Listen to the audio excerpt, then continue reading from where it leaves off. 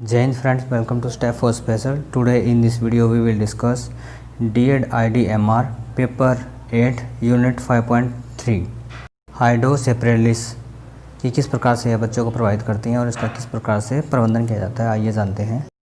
आइए इसका आप जानते हैं। यूनिट 5.3 हाइड्रोसेफेलिज्म, आइए इसके बारे में जानते हैं। मानसिक मंदता की यह अवस्था बहुत अधिक दिखती है। इस रोग में कपाल के अंदर आवश्यकता से अधिक तरल पदार्थ एकत्रित हो जाते हैं, जिसके कारण मस्तिष्क में ऊतक क्षतिग्रस्त हो जाते हैं तथा बालक का सिर सामान्य से अधिक बड़ा हो जाता है। अब यहाँ पर जो बताया गया है उसके अंदर जो ह्यूमन बॉडी होती है, जो उसका शरीर का जो स्कल होता है, स्कल मतलब हम जो कपाल, जो उसकी खोपड़ी होती है, उसके अंदर जो एक लिक्विड है भर जाता है, जिसकी वजह से मस्तिष्क का जो सिर का जो साइज होता है वह अपेक्षाकृत अधिक हो जाता है और मस्तिष्क में ऊतकों की हानि होती है, जिसकी वजह से व्यक्ति का जीवन प्रभावित होता है।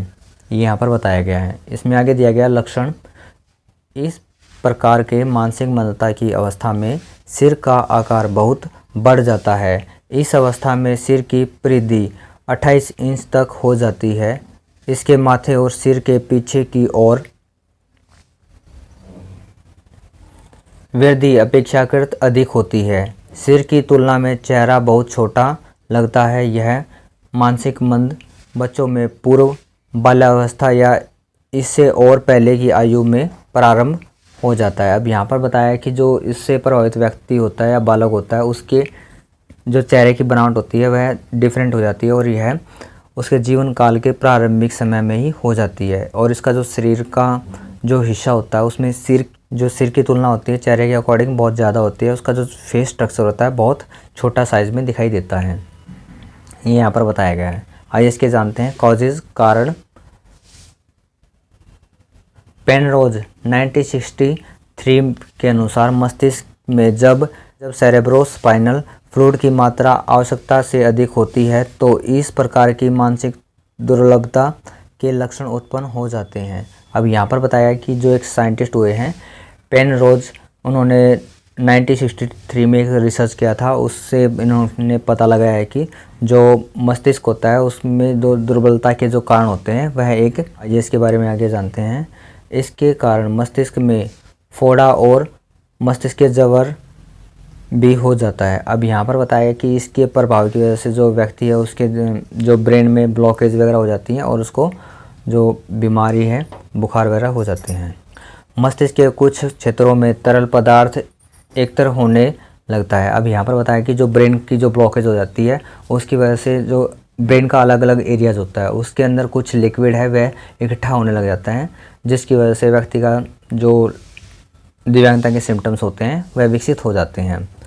इसके कारण को स्पष्ट करते हुए कॉलमैन 1976 ने लिखा है कि पूर्व बाल्यावस्था में कई प्रकार के विकास भी हो सकते हैं, जैसे मेनिंजाइटिस, ब्रेन ट्यूमर इत्यादि। अब यहाँ पर बताया कि जो इस प्रकार का तरल व्यक्ति के ब्रेन में भर जाता है, जिसकी वजह से उसको अनेक प्रकार की समस्याएं हो जाती हैं, जिसके अंदर बताया गया जो मेनिंजाइटिस और ब्रेन ट्यूमर की जो समस्या होती है, इस प्रकार से यह भी बच्चे को प्रभावित कर सकती हैं।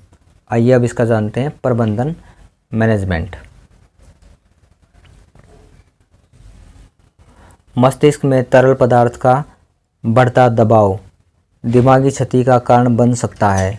अतः यह आवश्यक होता है कि दिमागी क्षति होने से पहले ही मस्तिष्क का शंट नामक शल्य चिकित्सा कराया जाए। शंट ऑपरेशन के बाद नियमित रूप से बच्चे के सिर की गोलाई मापनी चाहिए। अब यहाँ पर बताया कि जब बच्चे के दिमाग में कोई तरल या लिक्विड भर जाता है, जिसकी वजह से उसके दिमाग में भी क्षति हो जाती है, और इसका ट्रीटमेंट कराने के लिए जो बच्चे का मस्तिष्क का स्टंट नामक एक जो शल्य चिकित्सा होती है वह करवाई जाती है। और इस चिकित्सा के बाद जो बच्चे के जो सिर की जो डेवलपमेंट होता है, उसका जो गोल स्ट्रक्चर होता है, उसकी पैमाइश या फिर उसका मेजरमेंट करना ज़रूरी हो जाता है।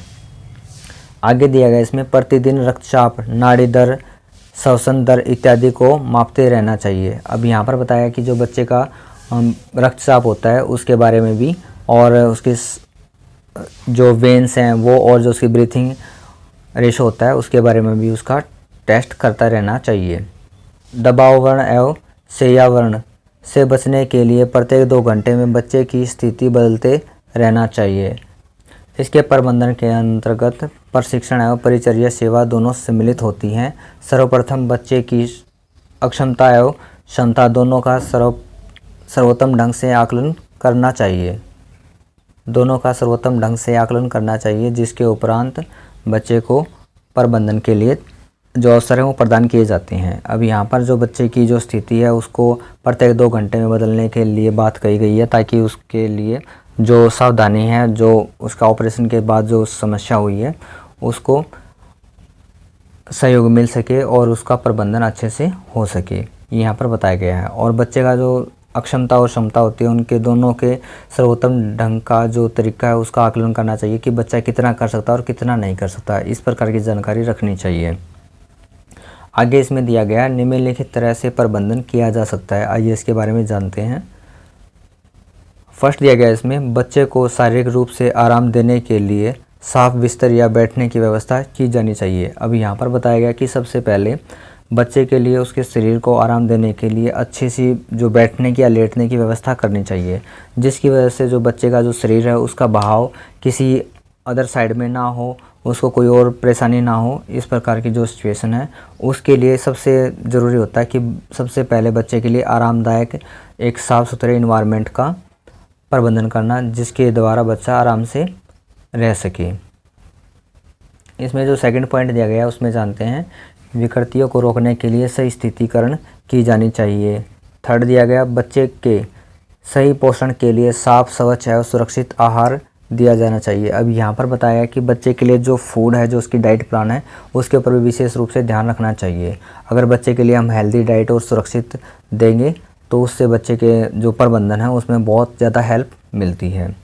फोर्थ दिया गया जहाँ तक संभव हो सके बच्चे को आधारभूत कौशल सिखाया जाना चाहिए, जिससे वह व्यक्तिगत कार्यों में आत्मनिर्भर हो सके।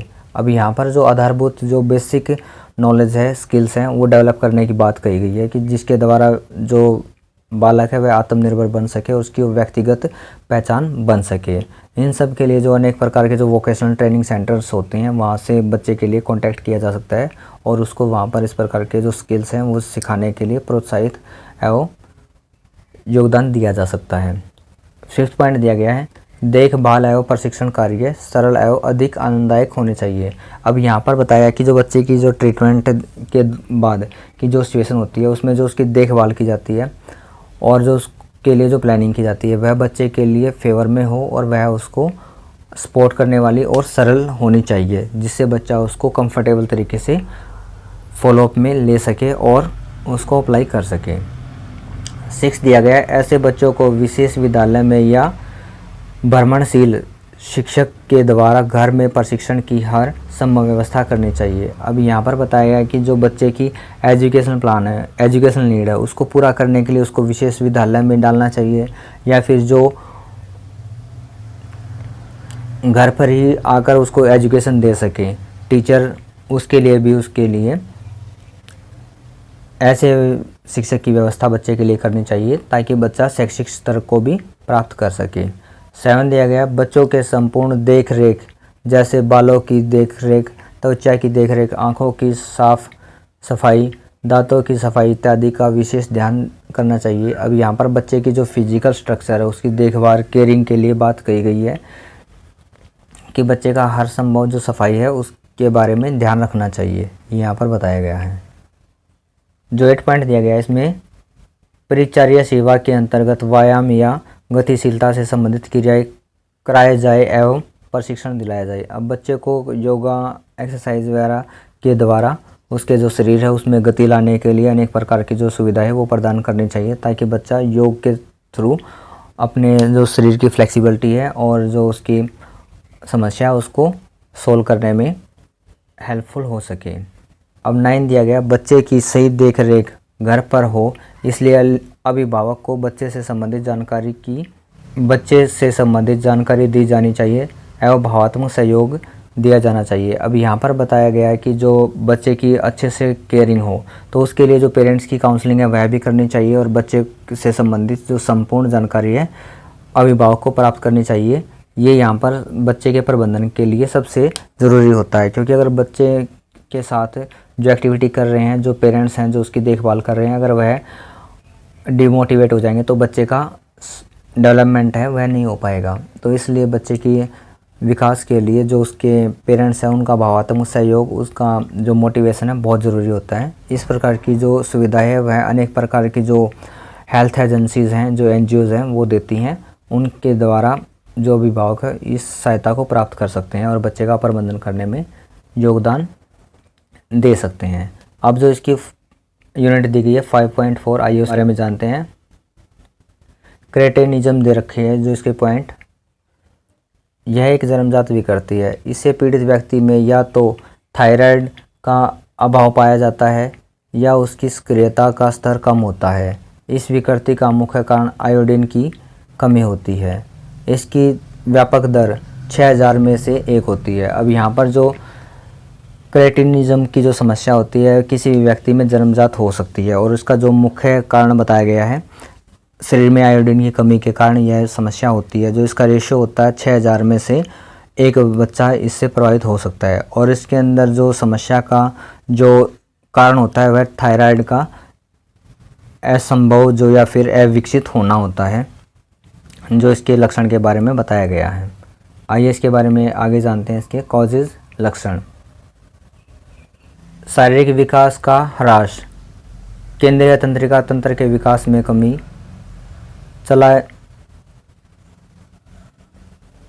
चयापचयी क्रियाओं की अनियमितता,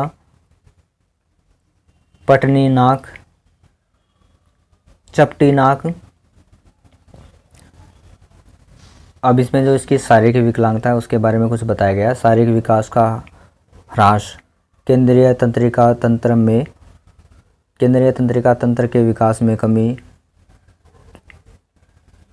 चयापचयी क्रियाओं की अनियमितता, चपटी नाक, मोटी और लंबी जीभ, छोटी उंगलियां, बहरापन एवं वाणी समस्याएं इसके प्रमुख लक्षण होते हैं। अब यहाँ पर जो इसकी जो शरीर से संबंधित समस्या होती है उनके बारे में बताया गया है कि किस प्रकार से इससे पीड़ित या प्रभावित व्यक्ति का जो शरीर होता है सामान्य से अलग होता है।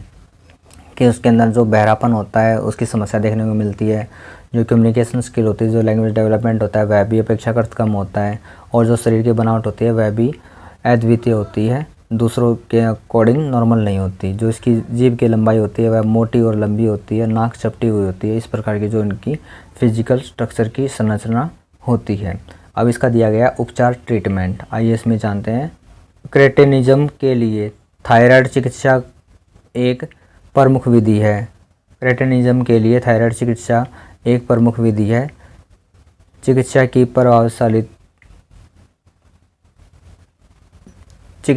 प्रभावशीलता चिकित्सा के प्रारंभ होने की आयु व विकृति की गंभीरता पर निर्भर करती है। अब यहाँ पर बताया गया कि जो क्रेटिनिज्म की जो समस्या होती है इससे प्रभावित जो व्यक्ति होता है उसके लिए जो थायराइड चिकित्सा होती है वह प्रोवाइड की जाती है। अब इसकी जो चिकित्सा वह कितनी कारगर होगी या बच्चे की उम्र के ऊपर डिपेंड करता है। अगर बच्चे की एज अर्ली एज में हम बच्चे का ट्रीटमेंट कराते हैं तो इसमें जो गंभीरता है वह कम होती है और बच्चे के अंदर सुधार के जो चांसेस होते हैं वह बढ़ जाते हैं। तो इसलिए हमें अनेक प्रकार से कोशिश करनी चाहिए कि बच्चे की जल्द पहचान हो सके और उसका जो थायराइड चिकित्सा है वह उसको प्रदान की जा सके और बच्चे का प्रबंधन या ट्रीटमेंट उसका समय पर हो सके। ये यहाँ पर इसके जो सिम्टम्स हैं और जो लक्षण है और जो इसकी आइडेंटिफिकेशन उसके बारे में हमने जाना।